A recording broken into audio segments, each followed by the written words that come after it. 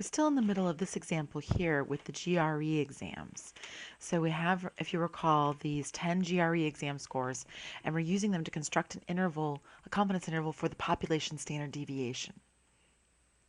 So we found the sample standard deviation, then the sample variance, and then we used those values, well actually either one or the other, to construct a confidence interval along with the chi-square statistics from the chi-square table. Then we built the confidence interval for the standard deviation by just taking the square root of the confidence interval for the variance. So now what does this mean for the population standard deviation?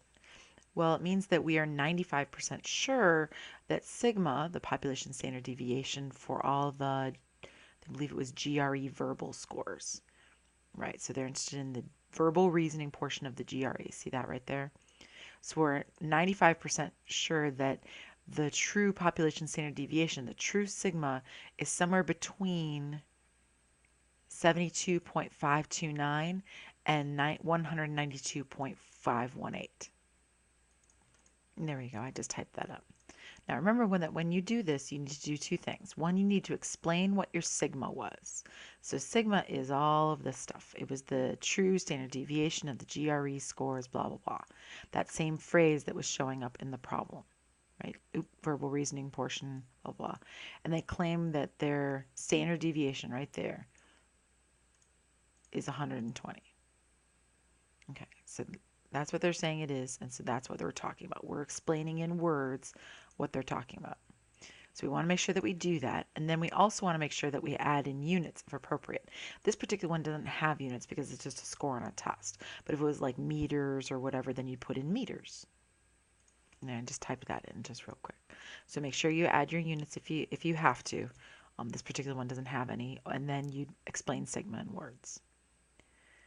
Now, the margin of error cannot be found by subtracting the point estimate or by using the point estimate.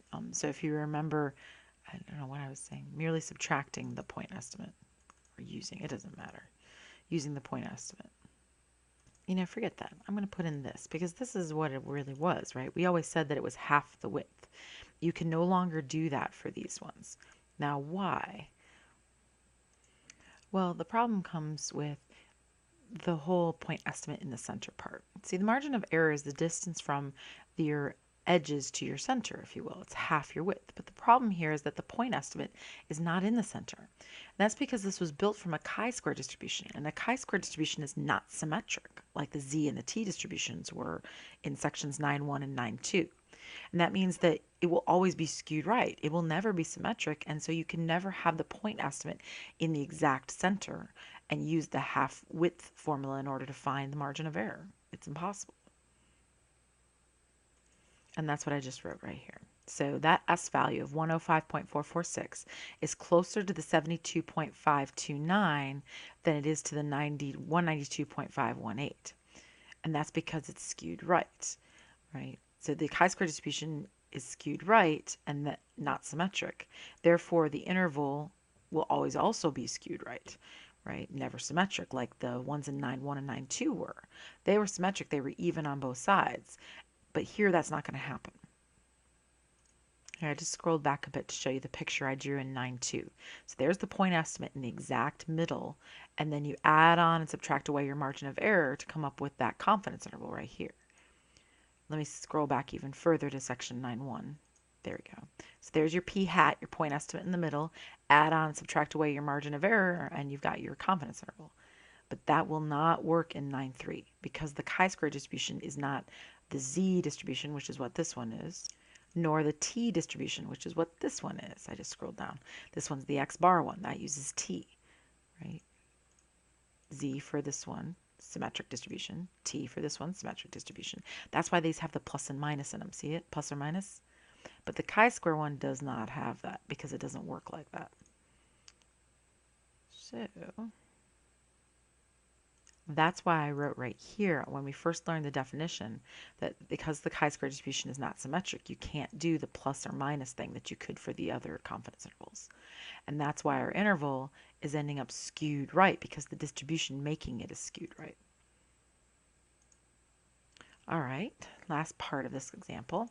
The company claimed that the standard deviation of all GRE scores, was 70. I should say suppose the company claims, because technically the company claimed 120, but I'm making up this problem. So suppose the company claims that the standard deviation of all GRE scores is 70. All right, then does that confidence interval that we create support or contradict their claim? Okay, well, let's look here. Our confidence interval is from 72 to 192. So that would mean that our interval would contradict them, because if they say it's 70, but our 70 is not within our interval. All right. And like most problems of this type, it actually depends on what they claim. So if they claimed that it was more than 70, so if they say, I think that it's more than 70, then our interval would support them.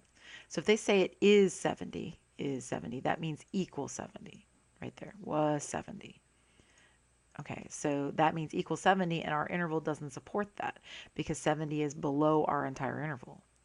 Now, if they claim it's more than 70, then our interval will support that, again, because our entire interval is above 70. Here, let me say that. Here, let me put that there.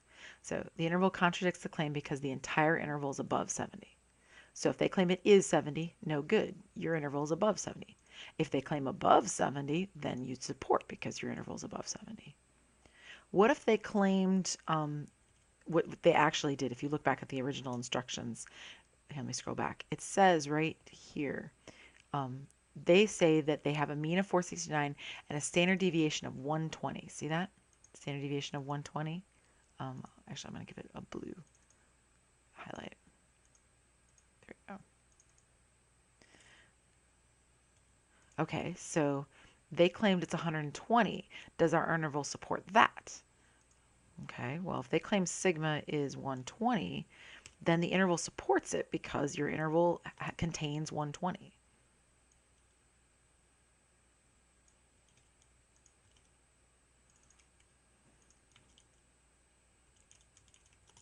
Right? Or if you like, let me contains this kind of weird word, because 120 is within the interval, or inside. Let me put that inside the interval. Right? So it all depends on what they claim. Right? If they claim that it's I don't know, greater than 120, then that's no good to you.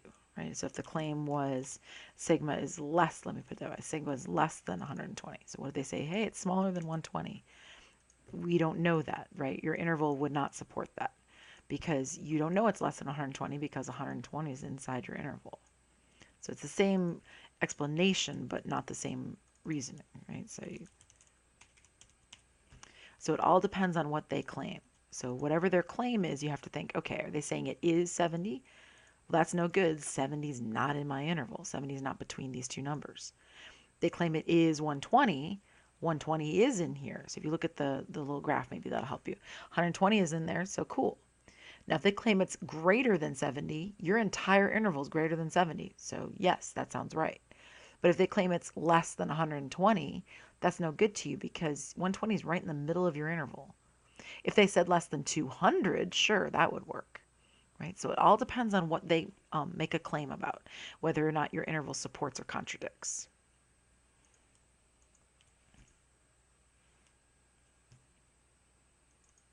All right, let's stop right there, and then I'll pick up with the last example in the next video.